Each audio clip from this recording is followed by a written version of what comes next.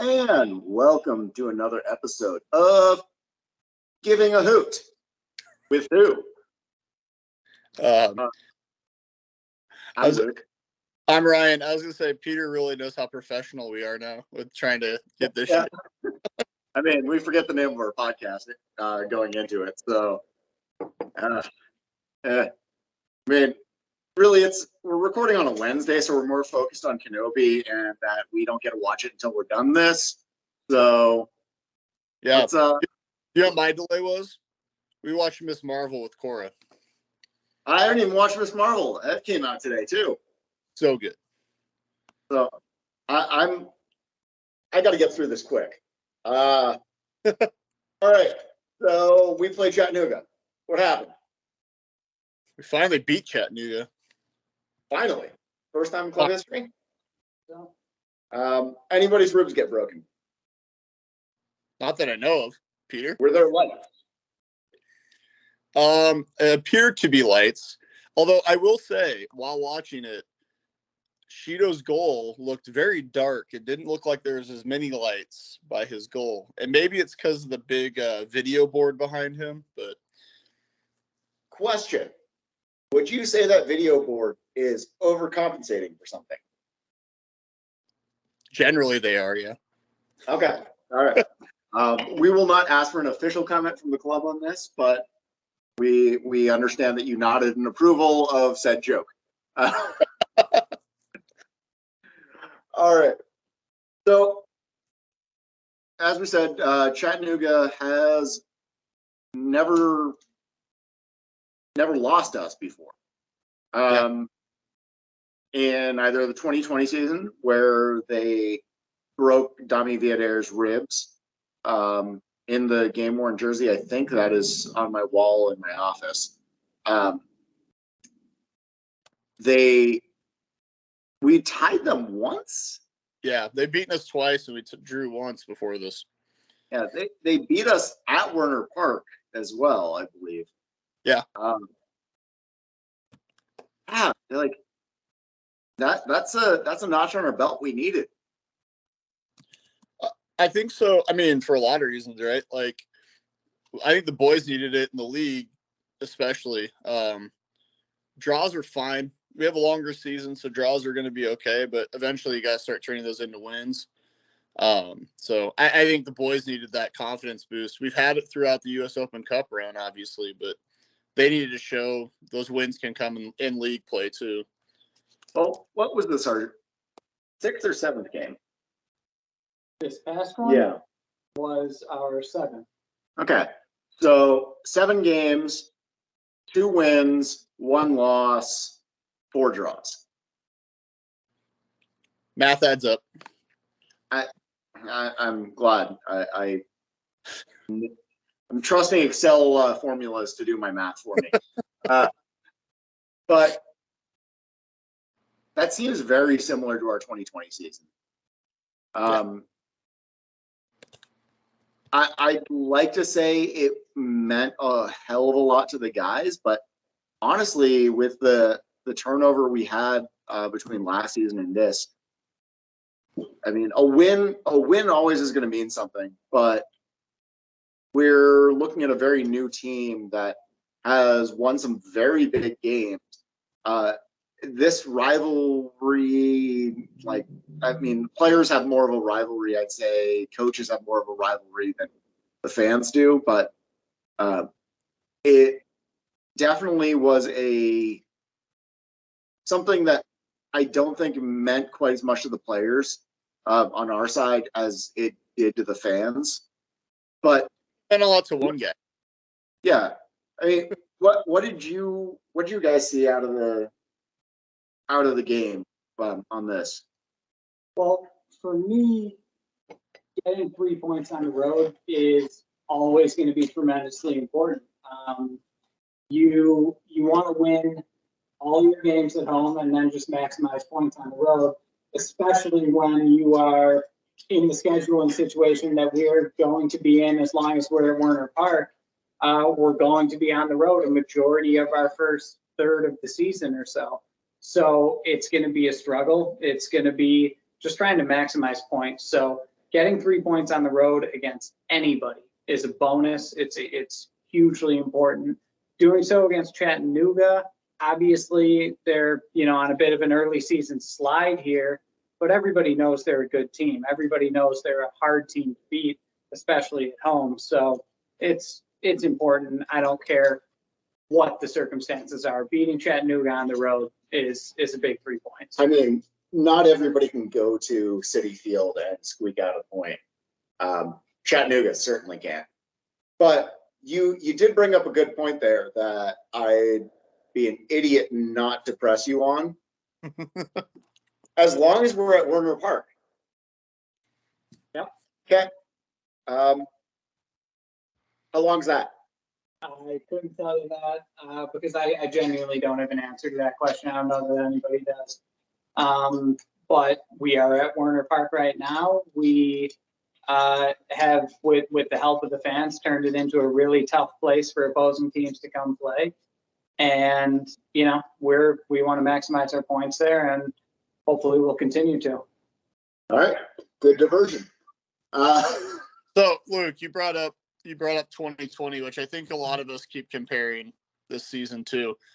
Yeah. So a lot of us remember the 0-0 draw against New England, the first match. The Devin Boyce game where we're all like, oh, who's this guy? JP with appendicitis, not giving me my 30-yard goal, maybe 35-yard. I can't remember what I made him promise me. I'm pretty sure it was 40 yards. But now our open to that season is still the League One record for in a row, right? Or at least to open the season. Wins or not to lose, I guess is the way to say it. I mean, it would have been Fuego, except we beat them. Yeah. So we went draw, win, draw, win, draw. Until 8 games? Huh? And well, yeah, in 8 games. So, I mean, to compare the first 8, we played 7. We'll play an 8th one soon. But even in the first 7 games, we only had 5 draws that season, and we had 4 of our 5 draws were in the first 8 games of 2020. And then things started coming together. Now, we had our little backslide because that's when Chattanooga was then that loss, what you were just talking about. And then we had 3-game losing streak. But then we came out of the gates after that. So, I mean, it is fairly comparable as far as our win-loss.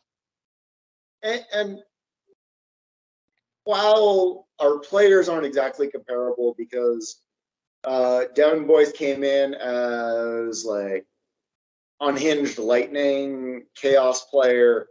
The equivalent, I think we'd like, and we've talked about equivalents there because Boyce is hard to draw an equivalent. Yeah. I think would be Burrito, and Burrito is the exact opposite in my mind as a player.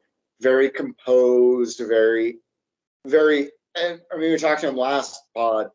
A very refined player, even in his first season as pro. And in this game, showed that finishing skill, showed the ability, got that pod bump that, every player is really hoping for. Now, Stephen Colbert has his bump for politics. We have our bump for Union Omaha goals. That's awesome. Like, just saying. And yeah. I'd say Burrito in this game showed exactly why he's been so impressive so far. Getting that goal, but then working hard to defend, working hard to maintain, and prove that, well, not prove, but just keep that point. Keep at least 1 point, but fight for that 3 points. And even if he knew he wasn't going to score again or get the opportunity to, because what do we have? 37% at best. Yeah. The league estimates us at 37% possession, which, as a Union Omaha fan, that's a possession number you'd love to see. because those are the ones we win. But it's one when you're having to defend against 67 or 63% possession by Chattanooga, you're hitting that level of, okay, this is more defending. Like, we got to counter, but where are we countering? And I think Joe strikes that very well, and he's drawing players out. He's working very well off the ball. The same thing can be said of Noe, of Hugo, working just as well off the ball and drawing players out so we can make counter attempts and draw people out off of our back line. So Shido only has to make 13 saves per game instead of 40. I actually don't know how many he made this game because I haven't looked at the stats that closely, but I know saves are eyes, goals are trees. Okay. Got it. Yeah. Correct. All right. So we have more surgeries because Shido is really good at his job. Yeah, I mean, they had nearly twice as many shots on us at 13, and we had 7. So, I mean, I think that's one thing I've noticed over the last few games, too, is that some of those defensive things that we were a little bit worried about initially, those guys are starting to gel back there, and it's starting to look like a J-Min's defense we're used to seeing, protecting Shido a little bit more, which is nice because we don't, I mean, not nice for the people that need the eye surgeries, but it's nice for us because we don't see him making a bunch of saves. But I think that's shown to be really helpful. And I've been impressed with Isaac in general.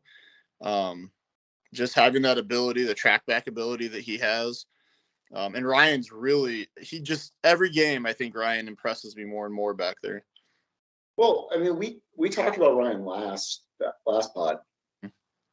His growth from the Menace game, from preseason even, where a few of us went down, I saw them there. Some of us may have stumbled across a game at UNO, but his growth from being a forward in junior college to being a defender for one of the best defensive teams in the league has just been,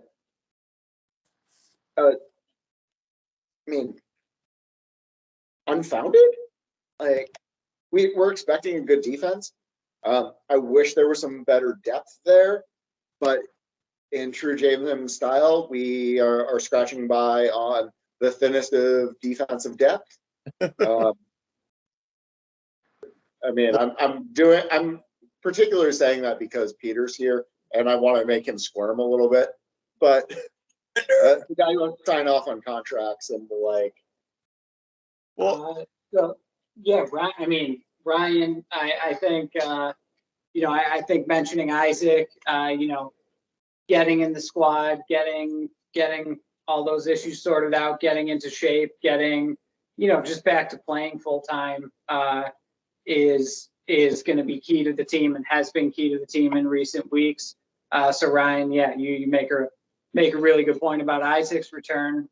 But yeah, Luke, I'd say, Ryan Jiva, I think everybody universally agrees with what you're saying here. We always knew that he could get up and down the wing. We knew that he could be dangerous when we had the ball and we were attacking and could get the ball and himself into dangerous places. But yeah, of course, that's a question mark when you're converting a forward into a outside back. How's the defending going to be? How's the defensive shape and work rate going to be? It's been unbelievable. I mean, the growth is happening every game, but it started at a pretty solid level too. He's been doing nothing but impress so far, and I don't expect that growth that you've noticed to stop anytime soon because he is still only, I mean, if you're counting Open Cup, I guess 10 games into his pro career. It's pretty promising. I'm expecting a continued level of growth for Ryan there, but jumping to Isaac, because I did skip over your comments on Isaac, Ryan. I jumped Ryan to Ryan, but hey, it's a decent name. It's a great name. Decent name. He spells it a little differently, but it's okay. Honestly, was never really expecting less from Isaac, and maybe that's a disservice to him because he's come in and has performed exceptionally well. But that was my expectation with him. Watching highlights from because ESPN Plus doesn't store more than a couple games, which is real annoying. But what I was able to see of his time at Galaxy, where he's at being a gun and defender, we've had great luck there with our goalkeeper, with a wall in the past. So I just was expecting Isaac to come in and be able to understand a little bit better of what everything was going on there. The way he's connected with I think he's connected better with Touche personally. Dalton in there as a leader is a huge bonus for everybody on the back line. The way Dalton's real quiet off the field. Like, yeah. Real quiet off the field. But the way he barks on the field, like, I don't know what his he just consuming copious amounts of caffeine, sugar, like what's he doing before the game? He just comes out rabid. But that level there, Isaac just seems calm, collected. His work rate's there. He's up the field. He's tracking back. His pace, I think, could improve a little bit. He's not as fast as I necessarily like to see as much as he's getting up, but he's not quitting. He never quits. He's not going to let anything stop him getting back, defending, covering, and that's what I love to see. Yeah, totally. You'll both appreciate this because Peter, you're a student of the game, and Luke's an IX fan. But I read, and actually, I told Peter this before the NOCO U.S. Open Cup game. I had finished Johan Cruyff's book, right? But the Ryan Jiba move is very much what Cruyff's identity was. Like, let's take guys that are good on the ball, and I can teach you to play a position. Because if you're good on the ball and you can move the ball around, I can get you to attack from anywhere. And, now that Ryan's learned how to defend really, really well, he's going to be that total package. And that's, Dami, that's what I think showed for Dami was, not only was he scoring goals for us and scoring bangers, but the kid could defend his ass off, right? I mean, he'd get back, he could defend, he recovered really well. And you can do that. It doesn't matter if you're a wing. It doesn't matter if you're left back or right back. If you can do that, then any team wants you. I think that's what Ryan's going to show is he can be that same kind of total package. Yeah. Except for Joe Brito's the one scoring bangers now. I mean, again, JP owes me bangers. I mean, it's 3 seasons, so he owes me 3 at least, right? Joe just waited to score goals and then just decided to score 2 of the coolest goals I've seen in Union Omaha history. 2 of the most effortless looking goals. Like, he makes them look easy. Yeah. And that scares me for when he tries or like makes them look hard. Mm-hmm. No, not that he tries, because he's definitely trying. He's scored 2 beautiful goals. But when he makes it look like he's trying, what is the goal going to look like? Right. So was this second half, early first half? Chattanooga scored a goal that was ruled offside. Yeah. Like the smoke came out and everything. I imagine that's a league fine. Can you confirm? I can't confirm. All right. Can't confirm. I'm going to say that's a league fine. The silence has confirmed it. I don't know. Do you get fined for making like it went in the net? I'm assuming somebody in Tampa's watching, so. Oh yeah, they're watching. I think that could be a forgivable error. I feel like if we got fined for that, I'd be really mad as a fan. Yeah, who's the sad person that gets stuck watching it? You know, I don't know who's watching all the games. I know who the fines come from. Oh no, I meant who's watching the pod to hear you to get us fined. Like, I mean, somebody's got to watch the games, and like those are fun games. But if somebody's watching the pod, like, wait. Well, hopefully there are people watching it sometimes. Well, just not in Tampa. In Tampa. Except Ross. Hi, Ross.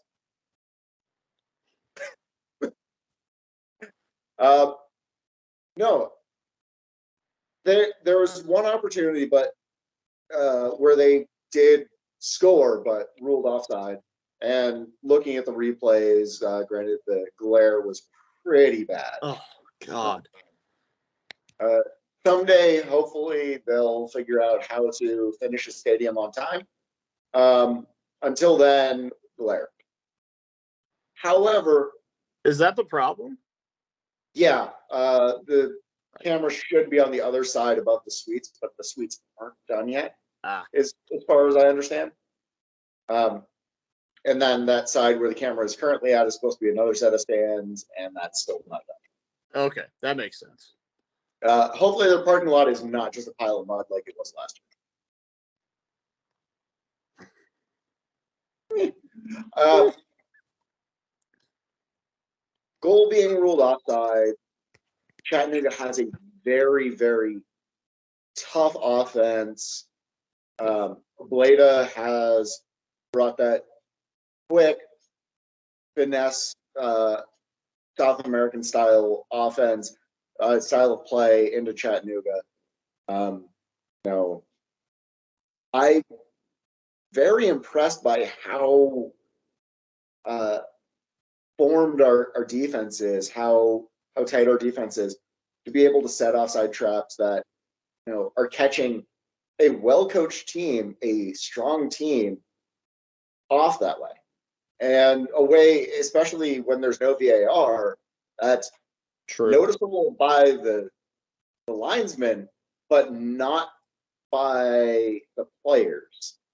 Yeah. Like that to me says a lot about our composure, a lot about our discipline back there. Whether that's coming from Connor, coming from Rashid, coming from Dalton, whoever's taking that leadership role to really drive that in and build that sort of cohesion, I think is just a huge sign of where at 37% possession, we can still be forcing big mistakes and potential fines for popping smoke improperly. You're just not gonna go. Not until they get fined. What minute? Light, bad smoke though. Fair. What minute was that goal in? It was like second minute, wasn't it? Stupid early. I can't. It wasn't that. I want to. Was it second half? No, it was. We defended for a very long time. At least it felt. I mean, we 37% possession. We defended for 63% of the game. We're used to defending a lot, but regardless, like that was good composure, our defense, good leadership, and I'm looking at the graphic right now on Twitter. It says second minute.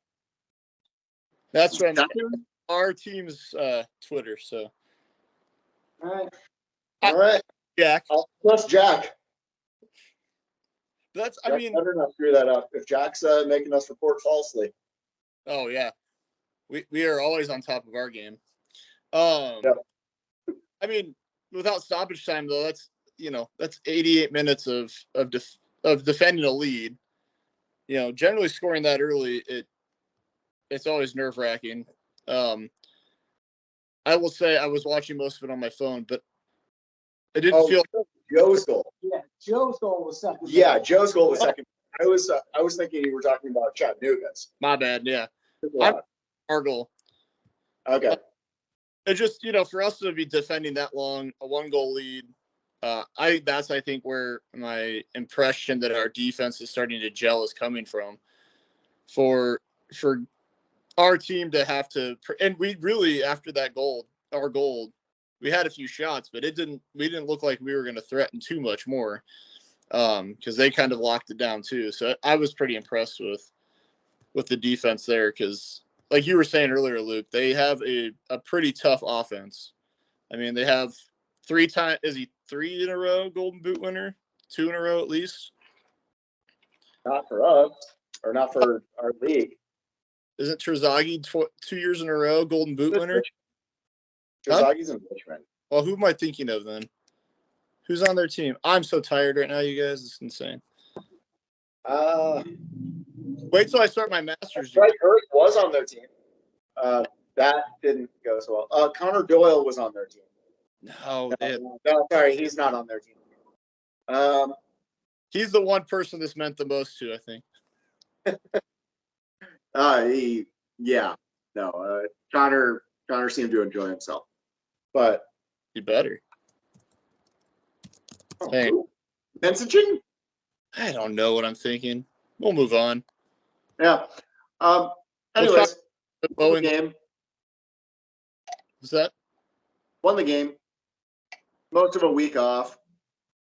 Joe Brito gets named to Team of the Week, even though Rashid had one hell of a game.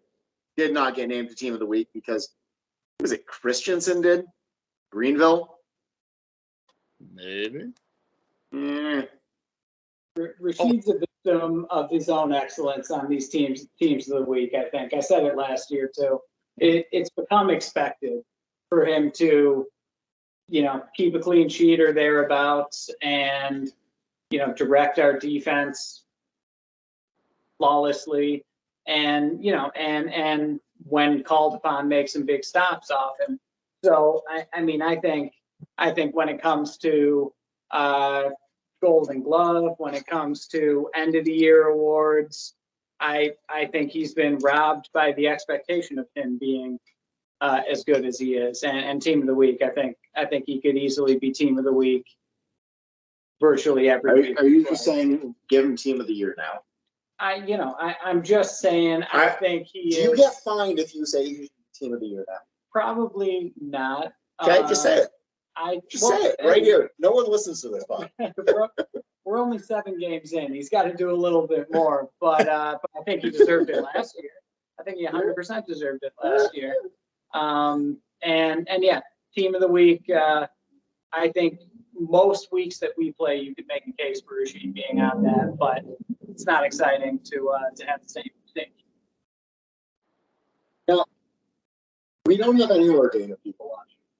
We do have a new great data writer for the blog at wghmedia.com. Where can you find it, Ryan? wghmedia.com. Kyle Reisman is doing the hashtag data dive weekly. Definitely go check that out. Great addition to our writing staff. But Dalton, he made Team of the Week once in his 3 seasons with us. In his 4 seasons in USL. Like, if we're giving Rashid credit there and then saying, okay, he's product of his own success, product of his defense, and then we're not giving credit to Dalton on Team of the Week. Like, yeah, well, Dalton also probably gets hurt on that by his consistency in the way he plays. He reads the game so well and directs the game so well from back there that, he rarely has to make that goal-saving tackle. When called upon, he can make that tackle. But I think he's probably, by his positioning and his intelligence on the field, maybe he's not jumping off the screen at everybody who's not watching really closely. So don't be consistent, otherwise you won't make team of the week. Well, That I think any of our defenders, even new guys like Touche, I think they fell victim to people know who we are as a team as well. You know, they know we're going to be defensively sound. They know that's going to look like that. And so I think that it's kind of just an expectation. Oh, you're going to play for Jay. You're a defender. You're probably going to be really good. You know, and so I mean, this week's defenders were a former Owl, Nate Ani, Chrysler. So 2 kickers were the defenders, Josh Phelps and Stuart Ritchie. So 3 kickers made defender of the week team. So I will say I think there's a reason Touche has not made it. Probably doesn't want to get into tackles because that's an easy heckle by most other teams of Touche tackling or getting into some physical. And then there's the touche. Anytime he gets a foul called against him, a card, just I understand him playing a little bit more reserved there, not getting in. Those could be some very annoying heckles. But let's move on to this Tucson match featuring a former Owl. What really quick, I have a question. When a team draws 2-2 in their last match and they have 3 defenders on team of the week, but the other team won 1-0 on the road, does that make much sense to you? They had 2 games. Who else did they play? Chattanooga. They beat Chattanooga, what was it, 3-0 midweek? Yeah, but how much? It's a fair question. If you're looking at the same day that we played games, we went to Chattanooga, won 1-0 and defended our asses off, and they went to Tormenta and drew 2-2, and you get 3 defenders on team of the week. I'm just saying. It was probably Ross. Ross was probably voting for team of the week. Just saw that Owls were doing better, and then it's like, I'm going to do Kangaroos. Yeah. Just because. As long as he calls play better rugby. As long as he calls our U.S. Open Cup games, we're good. So yep. Better hear him down in Kansas City. Agreed. All right, Tucson. It's a desert. They're in Arizona, desert state. Pacific time, late game, 9 p.m. I feel like we're probably not paying for 3 nights of hotel, so we're probably getting out the day before. A little bit of jet lag possible. Yeah, sure, possible. I think we'll be all right there. Yeah, Tucson obviously having a rough start to the season, rough past few games. When do you think that rough patch started? Answer to this question that I should know? I feel like it started with 6 to 1. I mean, I feel like it may have. Sure, it could have. Sure, that's Have they really done exceptional since then? Maybe not. Yeah. Anyways, they're having a rough start, but they still have players that can hurt you. They still, they're still a team that if you don't go and put in a full performance against, can beat you, especially with us being on the road. Again, as I said earlier, at this early point in the season for us, this first third of the season when we're on the road, 70% of the games, we just want to maximize our points. And it's hard no matter where you're going in this league to take 3 points on the road. That said, that'll be the goal on Saturday, especially in the form that Tucson's been in lately. But just because they've lost a few games here in their last few doesn't mean it's a walk. Well, they are giving up. Has been since day one of the toughest teams we faced. Yeah. Physically, more than probably anything. I'm let Ryan talk while I pull up some data that we recently uncovered. Well, But they've given up 15 goals this season so far. And their wins this year are Chattanooga, who we just beat. They were in a kind of a shootout, 3-2, and then they beat Tormenta 1-0. But I mean, besides that 3 goals against Chattanooga, they've only scored anytime they've scored in the other games. They've only scored 1 goal. So 3, 4, 5, 6. I mean, they've only scored 7. So that's that negative goal difference -8. That makes me feel good about our boys if we can get some shots on goal and get some things going there. Now, Yeah, there's no doubt that we'll be going there trying to get the full 3 points. I mean, this is a game that we do think, despite it being on the road and despite the time zone change and all of that, it's a team that we think we're better than. Are you saying we go places to win? I'm saying that we go places. You go some places, always wanting 3 points, but sometimes expecting to grind out a draw. Yeah.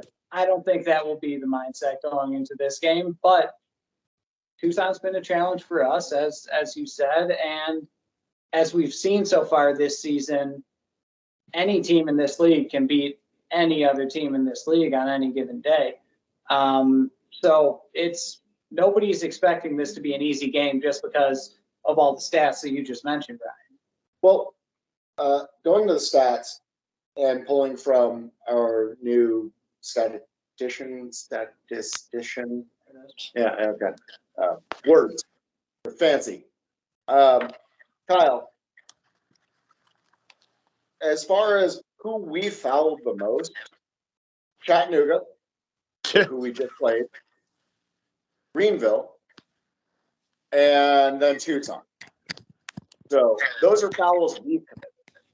right. However, if we're looking in total fouls, Tucson fouls us more than either Chattanooga or Greenville. So this could be a very telling game if they continue that trend of the past 2 years, where we're being fouled more, we're being put on the spot, especially coming from Chattanooga, which is traditionally one of our toughest opponents, most physical opponents, and then going into Greenville the following week, who is a on the field, off the field rival. But again, one of our more physical teams we play against. So injuries possible. And with the stretch we go, Greenville, Kansas City to who do we have after that? He's got a schedule. Hang on. Oh yeah, it's away at Tormenta. Which Tormenta's hot this year. Tormenta's the Hansel of this year. Are they the 3-3-3? We might be Derek. Yeah, I think when you're talking about committing fouls against Union Omaha is not a bad strategy. We're dangerous on the counterattack, as we all know. We've got creative players who can hurt you anytime you get the ball. Some strategic fouls is probably not a bad thought. If that's a good stat, that's not one that I knew off the top of my head, that Tucson is the team that fouls us most. I think that might speak to why they're difficult. So I cannot say that they foul us the most.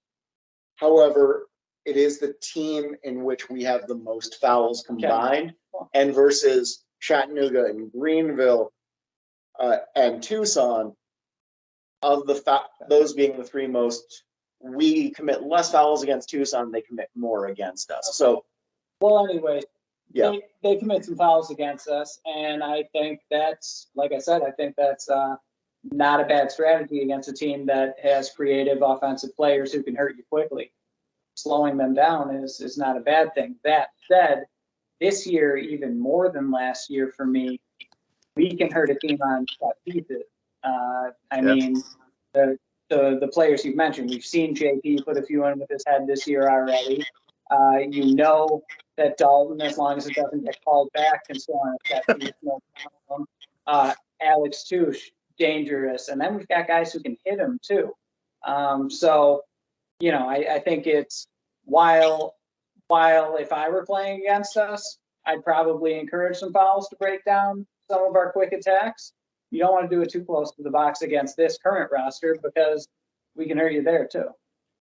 Yeah. JP somehow hovering across like magic carpet style headers, like nuts. We've got Burrito in addition to Amir. Amir's always had great crosses in. I still want to see Ryan throw-ins.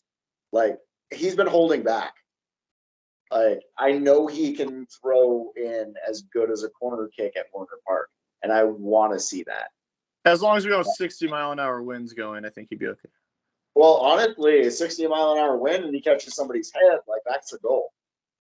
Depending on which direction it's blowing. Yep.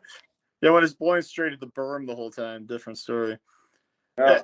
I think the one thing we also have going for us with the table, and this is where our Open Cup run may be helping us in some ways, we have those 3 games at hand right now too.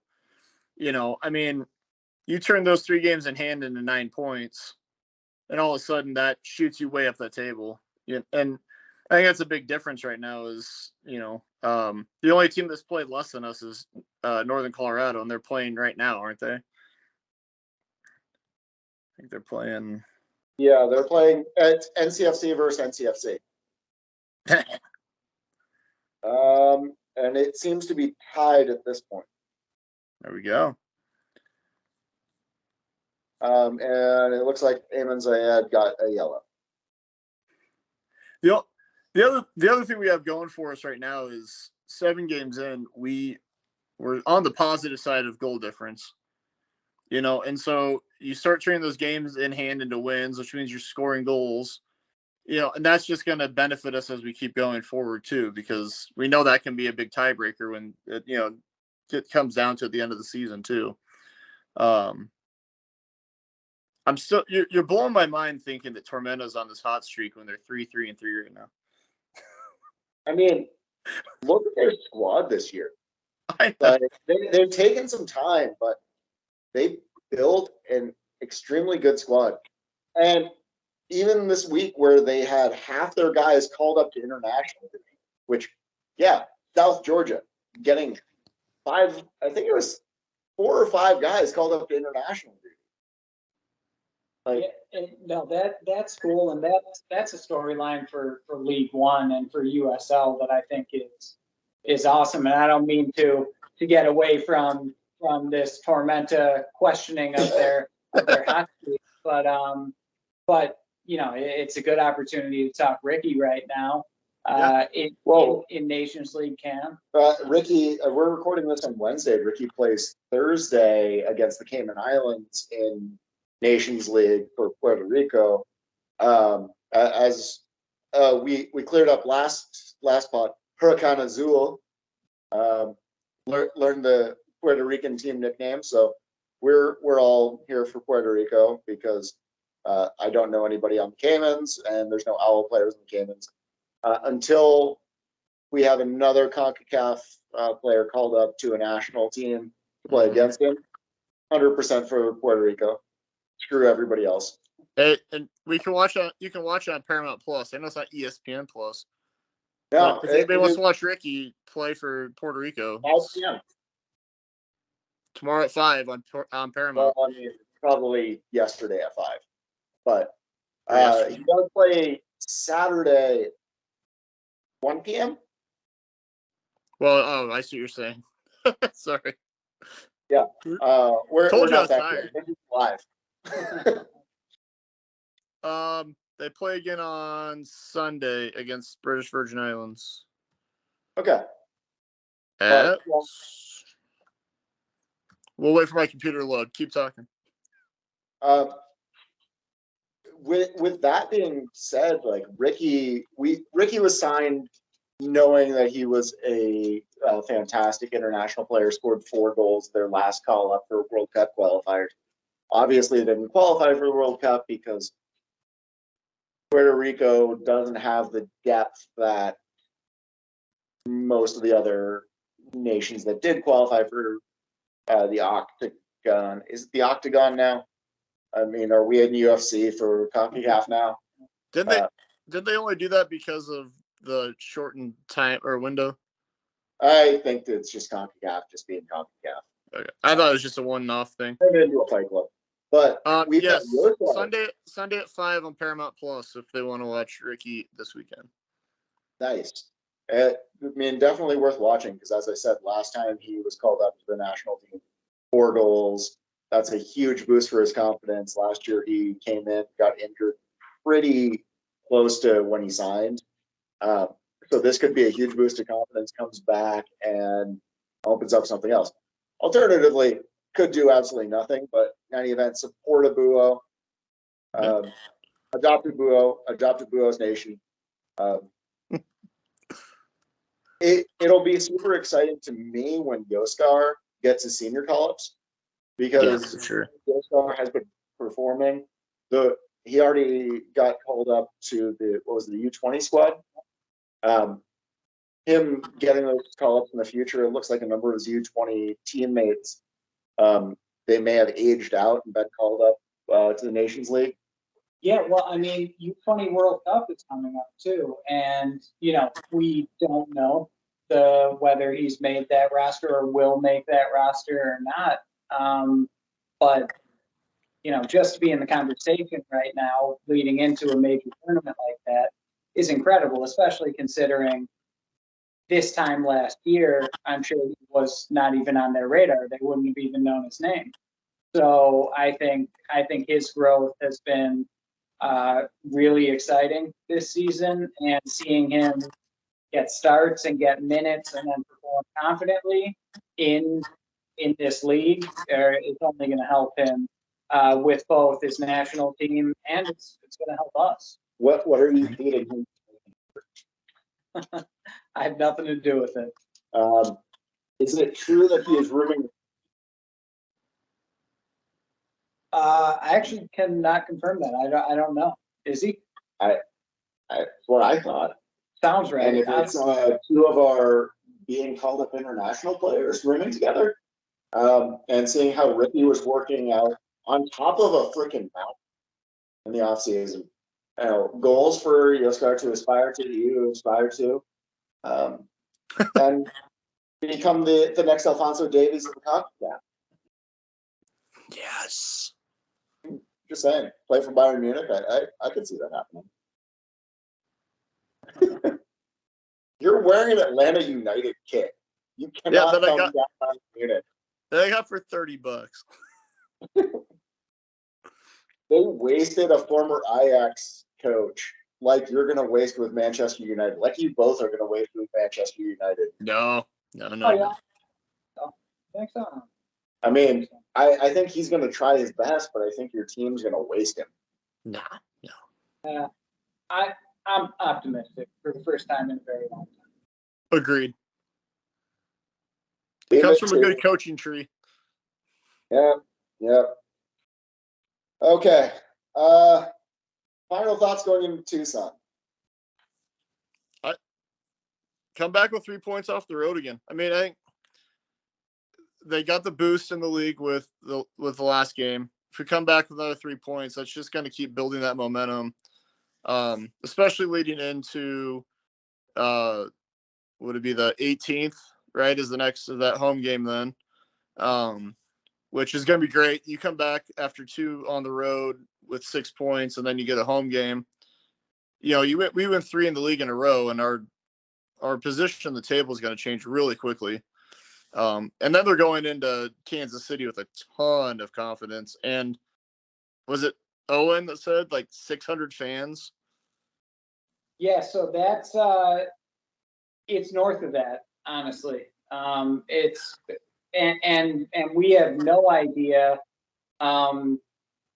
Nobody does. Sporting KC can't quantify this. How many Union Omaha fans just purchase tickets through their website, through StubHub, not through the link that we provided?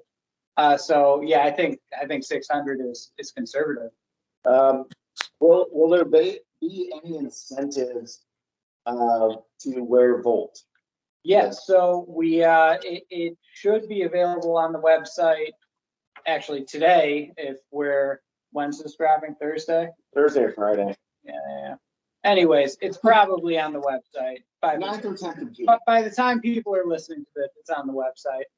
We are doing a commemorative quarterfinal Open Cup Volt T-shirt for this game, and the intention is to have a Volt out at Children's Mercy. We're also going to do a scarf, which is going to be up on the website very soon as well.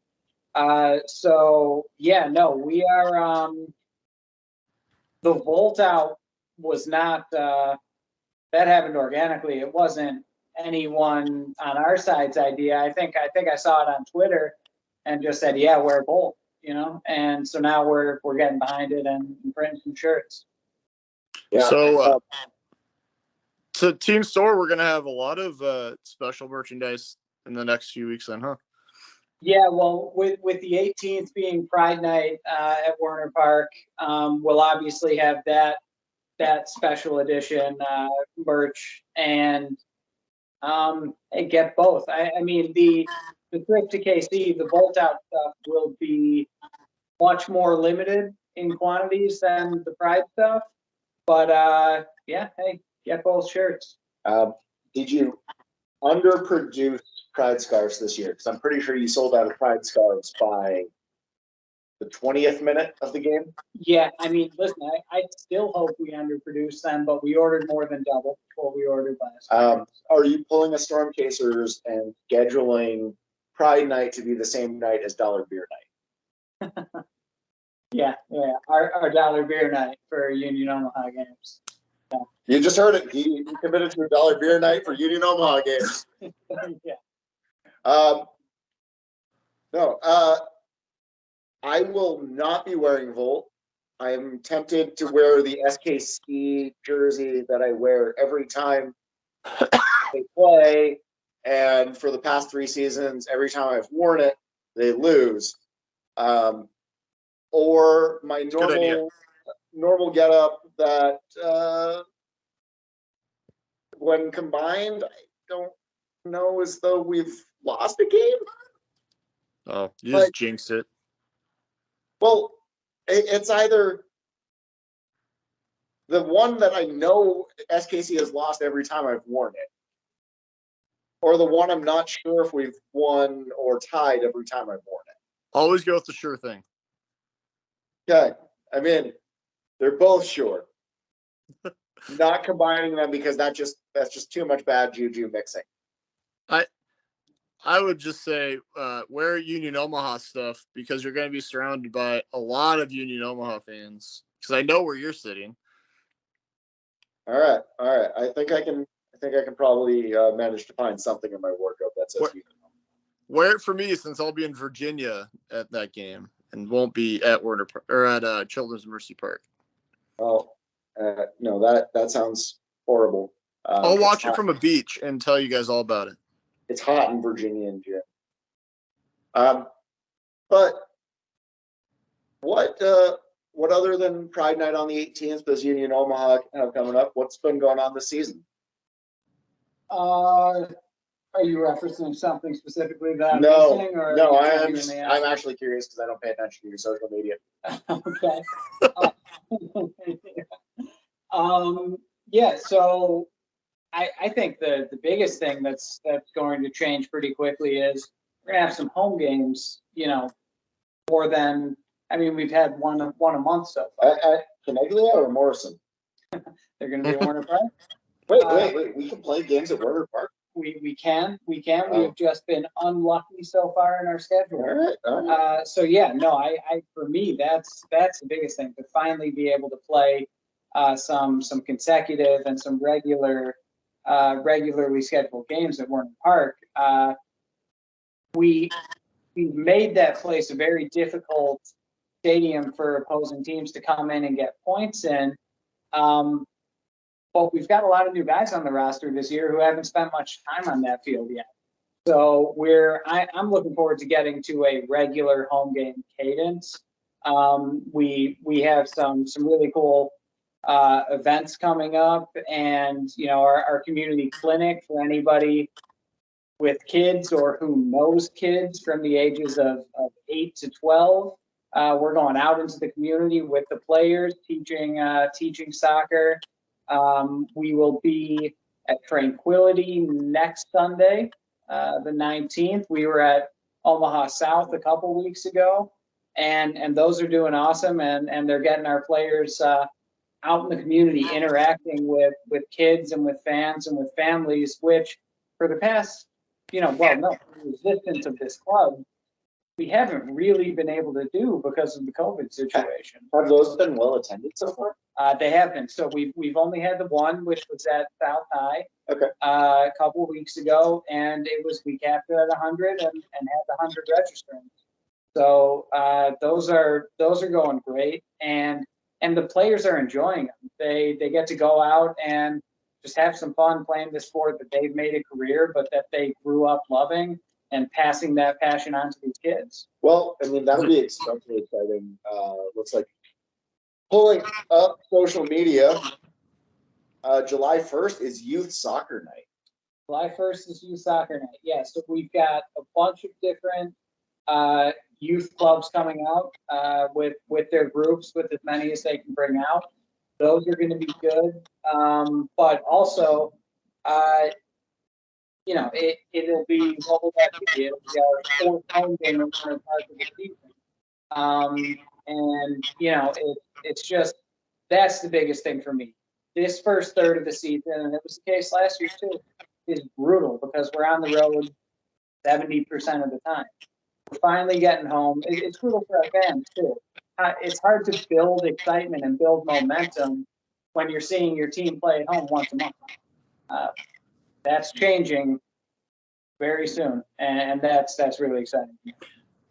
When do we get a super sweet third kit?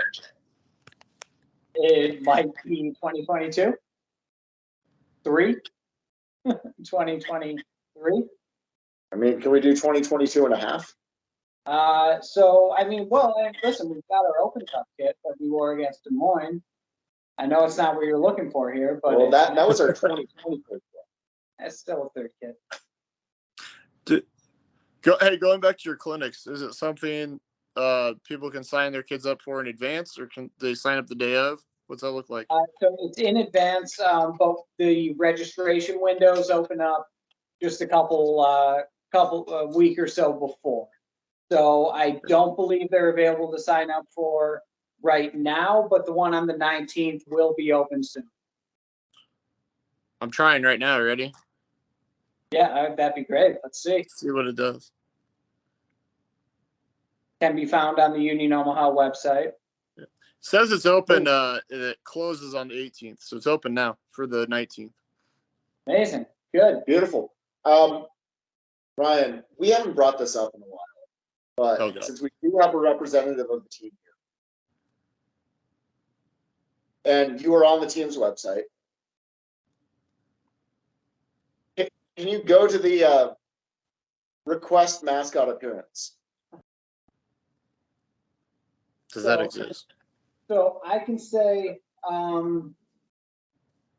with near certainty that the mascot will be making its debut in the very near future in Werner Park. It's not clickable. Ooh. Yeah. Good. So we've there've been some supply chain issues on the mascot, but we have been assured that we will be seeing it very soon. How are you transporting this mascot in chains? Geez, Peter. Supply chain issues means it's a person in a costume. Yeah, I know, but aren't they letting them out for air?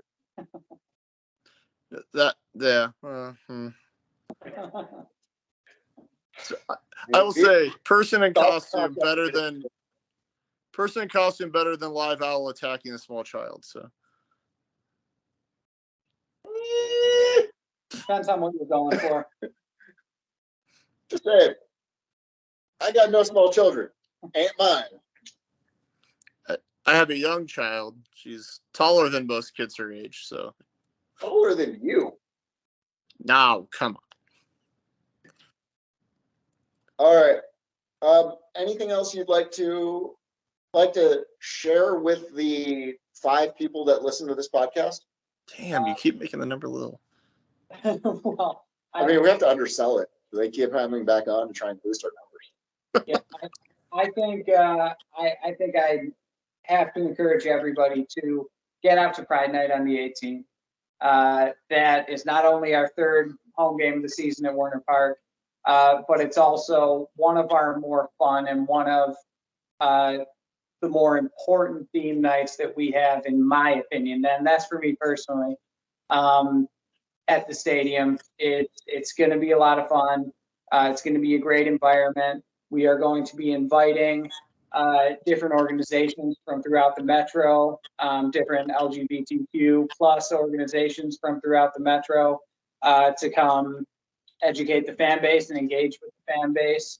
And yeah, I think that's going to be an amazing night. And I would encourage people to come on out, whether you're a season ticket holder and already have your tickets or need to buy a single game, do so, but also bring some friends, because the truth is the product on the field is great. Everybody listening to this podcast knows that. But the product in the stadium and in the stands, I think is going to be pretty special on that night. And I think we can continue that momentum for the rest of the season if we have a good turnout on the 18th. How many T-shirt cannons has Union Omaha bought? We borrowed one. We have not. We do not own our own T-shirt cannon right now. All right. So the more people who show up on Pride Night, the more T-shirt cannons Union Omaha will buy. That is what. Who gives a hoot is extrapolating from this conversation. They need a hot dog gun too. Ooh, hot dog gun and T-shirt cannon. Der Let's Wiener make Schlinger. the hot dog gun until like later in the season. Oktoberfest. Make it a bratwurst gun. Love it. Yeah. That being said, there are 2 supporters groups participating in the Supporters Pride Raiser this year. Omaha Social Club and Omaha Parliament are both raising money for PFLAG. Visit their Pride Raiser sites to contribute your donations per goal. Both going to the same organization, both doing great work. PFLAG is a fantastic organization supporting LGBTQ youth throughout the metro, specifically with the Omaha chapter. This year they launched their first ever summer camp, which is something that would definitely not be possible without donations from wonderful people. And they're continuing their English and Spanish outreach throughout the metro, which is absolutely huge. So please go on and consider donating towards the Pride Raiser goals of either Omaha Social Club or Omaha Parliament. Both going to just absolutely great cause there. Yeah. There's a new supporters group as well that started, the Proud Owls. That's on Twitter. So I think their aim is to help with both allied supporters and members of the LGBTQ community. So I think that's great. Obviously, I think they planned some of when they launched everything, but they've been having really a lot of interaction on Twitter with everybody already. So go support them too, because obviously they're all of us. They're fans too. 100%. All right, Ryan, you ready for this last question? Wait, I have to tell you this really quick, and this is why MLS 2 teams going bye-bye is okay. International break. Colorado Rapids started their first team in an MLS Next game and are losing to St. Louis City 1-0. So anyway, I don't miss when the one team sent their good players down every now and then. I don't miss that at all. Well, you don't miss Pepe? We never saw Pepe. We didn't, luckily. Yeah. Lansing did. And look what happened to them. Yeah. Well, that's because they didn't have an awesome owner like we do. So Fair. All right, Ryan. Any closing thoughts? I think you had one more question. One more question. Who gives a hoot? We do.